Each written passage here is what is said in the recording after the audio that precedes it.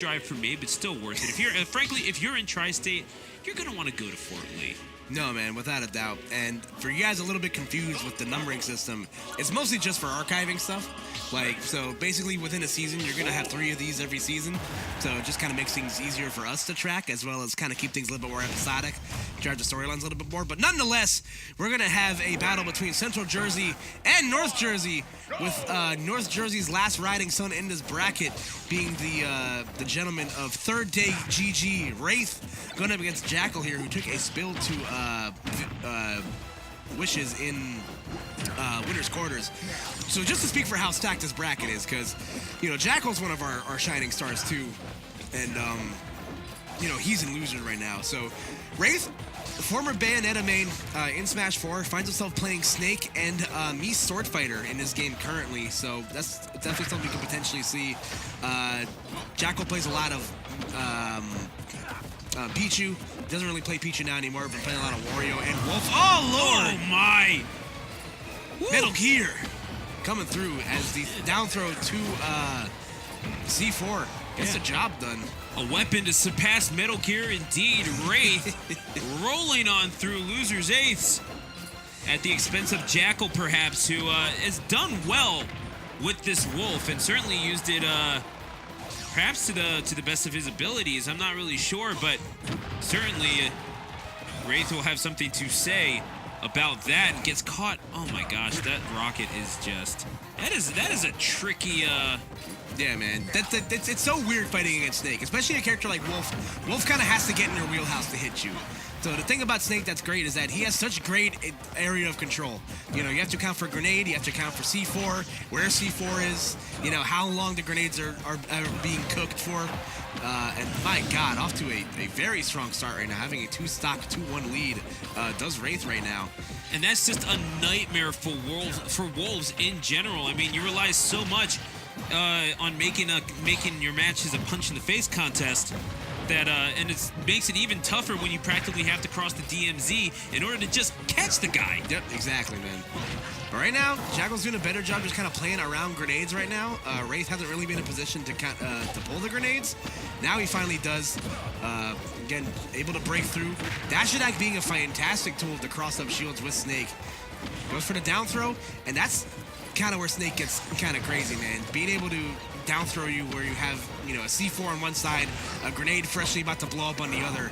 It's just a whole lot of micromanaging that's, you know, kind of hard to do in a fly. Especially because Snake, as good as a character as I think he is, he's still fairly uncommon. Oh my, that up tilt. Certainly not uncommon among Snakes. They know how to utilize it to full effect. And Wraith, does he have your attention now? He goes up 1-0.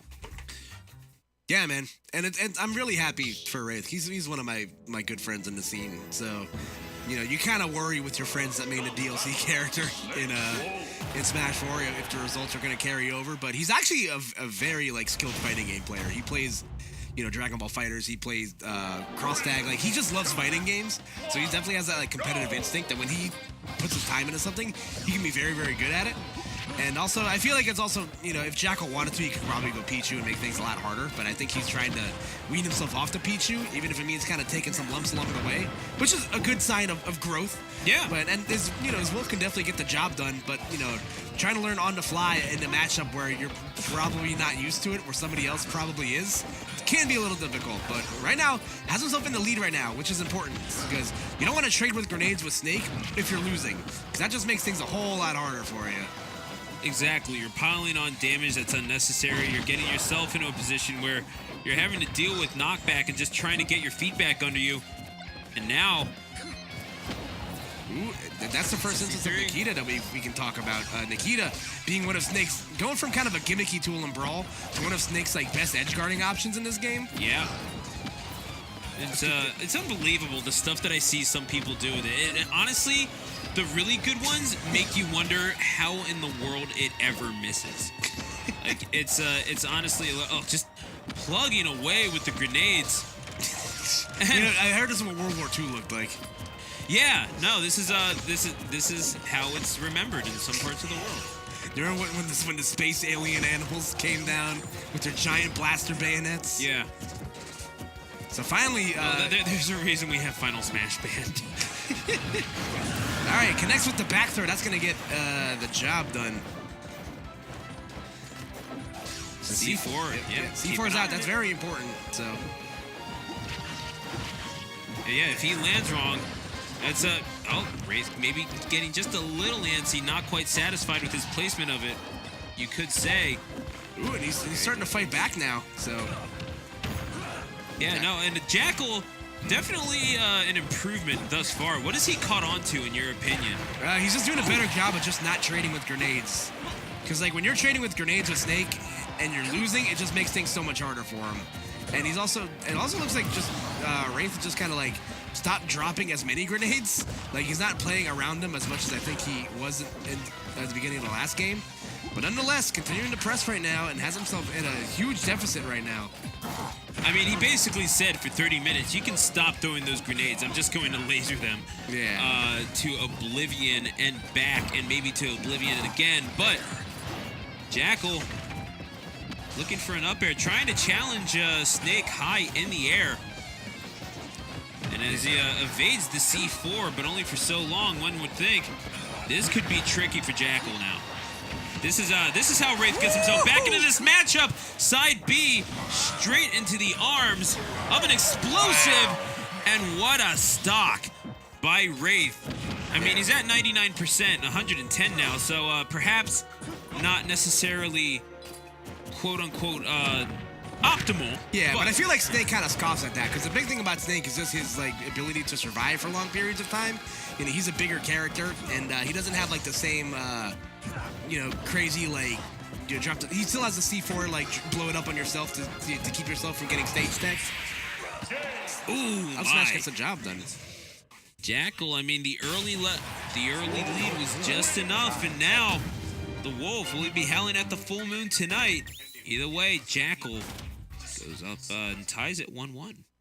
So we shall see how We'll see how Wraith responds, firstly, because I wouldn't say that the Snake was solved by any means, but it was definitely the strengths were neutralized far more effectively by Jakal. The adaptation works as we go to Pokemon Stadium for game number 3 in this best of 5 clip. And again, see, right at the start, the grenades get pulled out. The laser's saying, okay, you know what? You're going to drop that. You're going to drop that right this instant. Jakal making Wraith play his game, but Wraith fighting back in defiance with an explosive statement on his part. Yeah, those mortars doing a lot of damage right there. Almost doing about 35% to get him back into game right now, Stu. And I think the big thing that Wraith needs to do a lot of, again, as that backer does not kill just yet, is use the grenades more as, like, you know, the tech chase traps like he was in the first game. He's kind of just using them straight up. He's, like, pulling them and throwing them. Yeah. I feel like he was using them a lot more as better landing traps in the last game, or in the first game that he won. Landing traps, or indeed when that Wolf gets up close, try to get those grabs and follow through with those down throw check chases. Yeah, because Snake's throws are fine. He's not gonna get like, you know, combos out of them outside of maybe where down throw to up tilt's confirmed at like 160 plus. So. And that's fine. You don't necessarily need combos. You just need points on the board, and you really do. Like if you're playing Snake at this high of a level, oh my goodness gracious, Jakal paying no regard to Wraith as he sends him down to the depths and takes the second stock of this match. He's definitely hungry like the Wolf right now, Stu, so let us see if Wraith has an answer to that, because that tables have drastically turned in Jakal's favor right now. So it looks like whatever was working for Wraith in the first game is just straight up not working right now. Shout out to Duran, seriously, but the up tilt is certainly going to take it. Oh my! Yep, still has a lot of ground to make up though, so he has to play this one pretty close to the vest, which is hard because the big part of Snake's game is, you know, being able to trade with your own grenades. Yeah, but good parry right there on the offensive landing from Jakal. Back though, trying to set up mortars, and indeed connects. Has him up to 90%. This could be this is looking more and more doable for Wraith. Oh my gosh, just crawl under the laser. You want to shoot your lasers, buddy? That's nice. Go ahead and try to hit me on the ground. Gets the throw. Ooh, good get-up attack on the down throw right there. That does not set up into the, you know, the same crazy tech chases that it did in Brawl. but gets just the raw C4 drop into the immediate detonation. Life tip, kids, don't stand in front of a C4. It's generally bad idea. Yeah, you ever walked through a minefield before? I don't recommend it. Yeah, no, I can't say I've been to North Korea, Koopa. All right, so now we're going Grenades! back. So that's actually the first instance of Nair I've seen him use, which is kind of weird because I think Nair is like, yeah, at least like at a low percent, a really good comboing tool. Yeah. Ooh, gets the back throw, drops the mortars again, almost combos that forward tilt into the mortar. Oh my! Powers right through the Nikita with the up B, and Jakal playing with fire quite literally in a potential sense.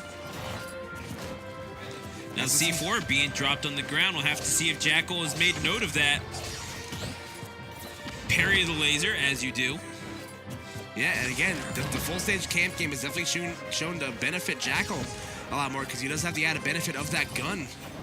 And Jakal is just going to take his sweet old time. He has no reason to approach whatsoever. Oh yeah. What's that? Ooh, that's going to send him at the unfortunate angle. He's going to be forced to recover high. And yep, it looks like he was trying to air dodge to the ledge right there and came up short. And Jakal right there with the forward tilt to punish. So 2 straight games on the board for Jakal. 1 game away from advancing on into a guaranteed 5th place here. So indeed, and Jakal is, he did well to, Wraith did well to recover high. Generally what you want to do as Snake, but I mean, what else can Jakal do except punish? Where he's just going, like he's going to find you. He's going to absolutely decimate you upon landing as we go to Final Destination for game number 4. And I'm not sure if I like this pick. You thought you were having trouble landing before. I mean, try it now. I feel like maybe his logic of thinking here is that maybe if he kind of like cuts the stage in half a little bit, not giving Jakal enough room to camp, is going to give him like a better space to react to laser. But I don't know. Like you said, I personally don't agree with this, and it looks like Jakal's learned that the best way to beat Snake is just to not engage with him. Yeah. Up smash gonna catch him right there though, and immediately a fantastic start off the board right here for Jakal. Makes you wonder if maybe Wraith is going to have to take a page out of Ally's book, start playing a little bit more aggressive. Yeah, maybe. We'll see if that works out. I also know he has other characters, so I'm kind of surprised to see him like, sticking it out with Snake here. I mean, it's gotten him a result on the board, and it looked pretty convincing. All things told. Ooh! Oh, the up smash. However, did he just try to up smash on top of a C4? That's what I'm saying, man. That was dangerous. Trifle. Right. Lasers. Just approach. Oh my goodness! But right into the claws of the wolf, and as he sits at 108%, very much within this is up tilt kill range. Oh yeah, without a doubt. If he can land it though, it's gonna be hard for him to get the job done, as you can see right there. Oh no, Jakal is very content to play footsies this whole time. That was just silly. Yeah, I was strolling through the park one day, and then I up tilted a wolf in the face. Yeah. I think the guy that like strangled the mountain lion cub. Oh my gosh, yeah. What country is that in? Like, I think it was in Colorado. I don't know. Nonetheless, Colorado, yeah. They might as well be a different country, honestly. Shout out to Colorado. So the good thing there for Wraith is that every time he's had to like come back in against Jakal, it's been in a situation where he's already taken like a crap ton of %. So it just kind of makes the comeback a little bit like moot because you're already going to be at kill % by the time you get yourself back in the game anyway. Now, it still has himself at a deficit here, but at least it's within reach. It's within arm's reach for him. He plants that C4. I mean, it's just a heck of a time even getting back onto the stage. Wraith. He just found his win condition. Oh my gosh, he rolled right into it. Into that mortar back throw into Nikita. That Nikita has not found its mark as often as he would have liked. Yeah. And will get punished. Yeah, he was trying to with that back air. It looked like he was trying to detonate the C4. And he detonated the C4. I cannot dispute fact. But nonetheless here, folks, we have a last stock situation. If Jakal wins, he moves on. If Wraith loses, if Wraith wins, we go to game 5. And now, Wraith, I mean, looking to be the aggressor here, but but Jakal having none of it. Good jabs. I mean, he's making him get up close and personal. However, Wraith proving to be pretty adept with his hands as well as with the explosives. Yeah, he's making great use out of up smash right now. Ooh, that could have been a situation where he gets the grab out of it, but just not quick enough on the draw. Oh, falling there. Recovers high with the Cypher. Now we're going to go back to the full stage camp game. I mean, what reason does he have to go forward? Yeah, exactly. Oh my, but it's going to be Wraith. That's the aggressor. Oh, you see him looking for it right there, but great spot dodge right there. That throw's not going to be enough. He was thinking about whether or not he wanted to apply shield pressure, how much, I feel like, but he's going to opt not to do so. Shields the forward smash. Oh, doing very well in the face of grave danger was Wraith. We'll see how long he can keep that up as Jakal sits at 89%. He'll need a little bit more work in order to get the kill percent, but Jakal giving him absolutely nothing. He will pummel in the back throw, gets him into disadvantage, and he will recover high. And Jakal going low. I'm not really sure about that call. That up B definitely would have killed if he got all the hits of it, but the grenade doing a great job helping him trade right there. Goes for the up tilt out of the cross up. Oh, the F tilt is going to do it. Jakal taking it 3-1 and one of Jersey's finest. We'll move on and continue to represent on loser's side, making it to loser's quarterfinal. Yeah, man. Good job on him. And that was a great set between those guys because a little bit of history between them. They both hate to lose to each other. So we're all buddy-buddy at the end of the day, but, you know, we have those little rivalries here and there, and that's definitely one that has seen many iterations, usually with characters that you had to pay money to play with. But, yeah, true. Yeah, it'd be like that. So it looks like Jude's going to stay on for a second stint on Street